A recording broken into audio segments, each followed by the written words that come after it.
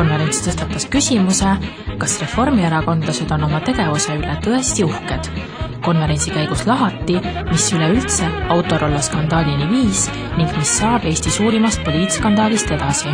Konverentsi eesmärk on ikkagi see, et ühiskonnas tekitada diskussiooni, arutelu, et kas see on eetiline, on see moraalne, mis Autorolla ja kogu selle saaga ümber toimub või mitte.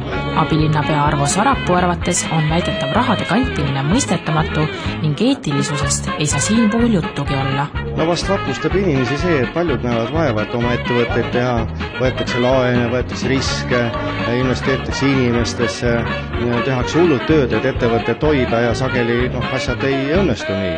Aga samas on lihtsalt 4 inimest, võtavad maksumaksja taskust raha, selle maksumaksja taskust raha kanditakse läbi erinevate ettevõtete siis lõpuks tagasi endale või tont teab kuhu, et muidugi see vapustab. Ka avalike suhete konsultandi ning endise reformierakondlase Indrek Lindsalu arvates tekitab enim hämmingut just fakt, et erinevatest sularahaautomaatidest võeti lühikese aja jooksul välja kokku 17 miljonit krooni.